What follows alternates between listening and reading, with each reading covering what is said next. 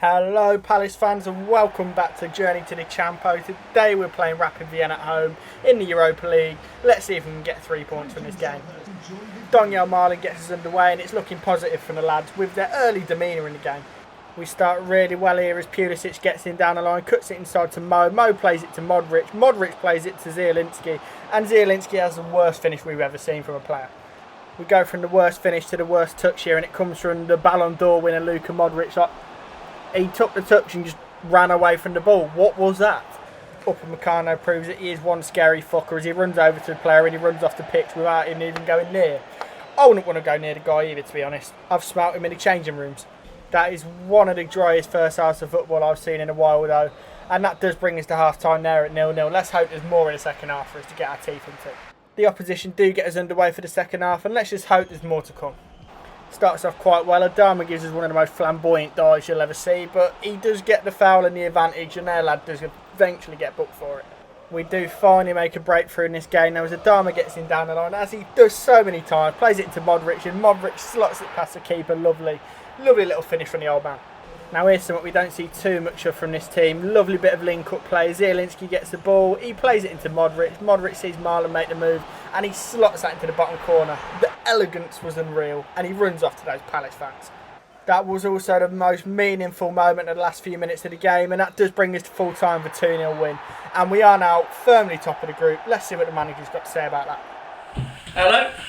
Hello, do you feel that Europe's your favourite competition to play in this season? Yeah, well, obviously it's great to play in Europe. We tried really hard to get here last season with the squad we had and we're improving all the time. So, yeah, we get wins. We haven't lost a game yet in Europe, which is great, and I hope to keep that run going. Do you reckon you can go unbeaten and beat AC Milan in the next game? Definitely, I reckon we can. We beat them last time out. We've got to go to them this time, but we do like an away day here at Palace. So, yeah, should be easy to do. Cheers for listening and I'll see you all in a bit.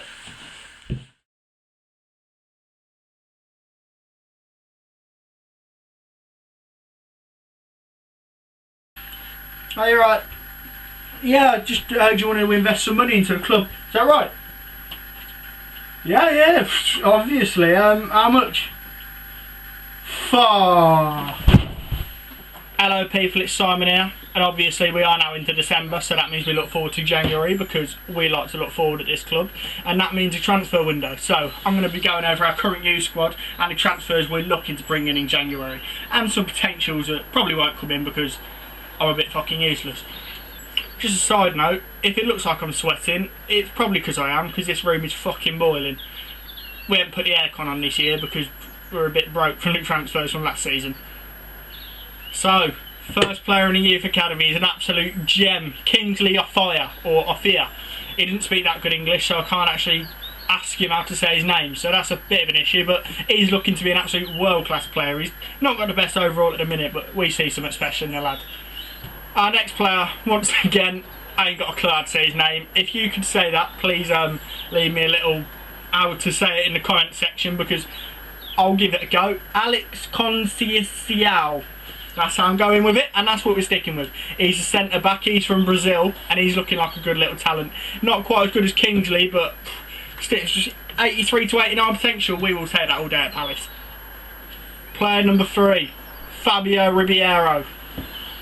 I mean, this lad is an absolute joke around a training ground. He's only 15 and to be honest, he takes a piss out of me on a regular basis and that's my job usually. But yeah, he's looking like a good little player, 82 to 94, centre back once again, so we look forward to seeing him in the future.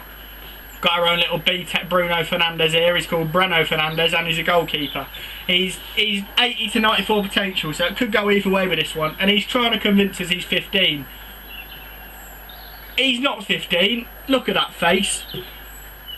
What a fucking bullshitter, but either way, we'll take it. We've got his passport, we've got the details, so yeah, he's our player. So that's all for the Youth Academy. Let's go and see what transfers we've got coming. Now, our main target, what we're looking for, is a new number 10, because we have got Lanzini, who possibly will be going in January, and we've got Ihatara and Mo, but he's still young, so there's still time for him to grow, so we want a player that's going to come in and impact that team. So Martin Odegaard is who we're looking at. We've got Phil Foden there as well, but once again he's still quite young. But Martin, look at that, 84 overall and he's only 21. That's a player we need, and that is a player we are looking to get. You can also see a couple of younger players there. We're looking to bring in Billy Gilmore. We need a little bit more in the centre midfield because obviously Modric hasn't got much legs left in him. And then Zielinski's a good player, but he needs someone alongside him. So Billy could be a good addition to our side for next season. We are also looking into left backs because Van Aanholt is our only left back option at the moment. Brandon Williams is one of our targets. He's still a young lad, but he's looking great potential. He was only 60 something rated at the start of the season and now he's 72 rated, so he's clearly going up, and that's only 3 lower than Van Aanholt at the minute. So hopefully we can bring him in and really develop him over the course of the season. And we do want to bring in another centre half, so we've got Eric Bailly on the radar there. Hopefully we can bring him in just to really solidify that defence and give us a backup option on the bench, as Sacco is quite old now and he's starting to piss me off. Our other left back target is Benjamin Mendy at Barcelona. Well, he's gone to Barcelona from Man City now, so we're hoping to bring him in, but he's only got 6 months left on his contract, so hopefully we can sign him on a pre-contract deal like we did with Modric and bring him in the summer, and then just have Van Aanholt finish off the season, Brandon Williams back up, sell Van Aanholt, and then Mendy can come in and just boss that left back position. And the final transfer we're looking at is Mason Greenwood, because we all know what a talent the lad is. He's only 19 and he's been banging in goals for United this season. So that's all I've got for you on the transfer front and the youth academy, but if you've got any questions about it, leave them down in the comments and I'll be sure to get back to you.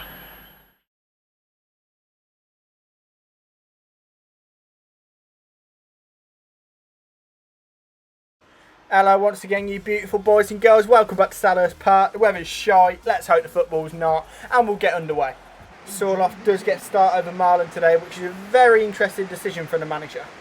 Sorloth showing he's quite sharp early on now. He gets his cross block there, but he's straight back on it and puts the ball back across. Lanzini somehow wins a header, and how Adama's not put that in the net, we will never know, and the manager's clearly not happy about it.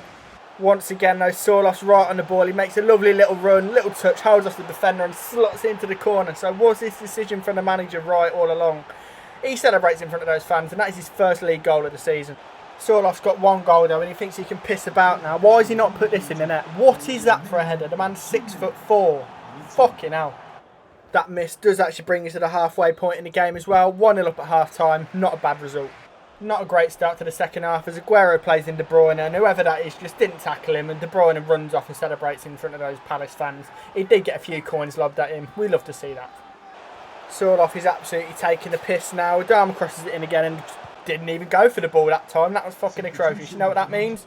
Yep, he's off the pitch. Thank you, Mr. Manager. That is what we wanted to see. And big boy Marlon comes on. Can he change the game? Clearly it didn't change much, as we just learnt a lesson here to clear the fucking ball. What was that? Ball gets played inside and I don't even know who he is. He's put the ball into the back of the net and that's 2-1 to them. Just a piss take really. We try and quickly go at the other end and pull it back, but they're having none of it. Marlon cuts it back to Adama and just passes it to the keeper really, doesn't he? No. Marlon tries to be clever in the 93rd minute when we're 2-1 down the back heel. Doesn't work, and that is full time. We've lost that one 2-1. Let's see what the manager's got to say about that. Right. Tough result to take today. Yeah, don't like losing games, and a couple of those goals just shouldn't have happened really. Not great from us defensively. Might have been a bit of an issue with the side I picked as well. Some players came on. Obviously Zielinski was suspended, so we had to shift it around, but it didn't quite go to plan. What do you think's causing this poor run of form? I don't know, the players are having to adjust this season. Obviously we've got more games to play, we've got different competitions we're playing in. We have had a tough run of games. I mean, we had to play Man United last game, that one didn't go to plan either, did it? So, yeah, it's just a difficult run in the season, but I'm sure we'll pick it up. You've struggled to score in your last 2 games. Why do you think that is? I don't know really. Probably due to my picking of the side, not quite as creative as it could have been. But players, you're going to get droughts through the season, and I think that's what's happened here. So it's not really an issue, but cheers for listening, and I'll see you all in a bit.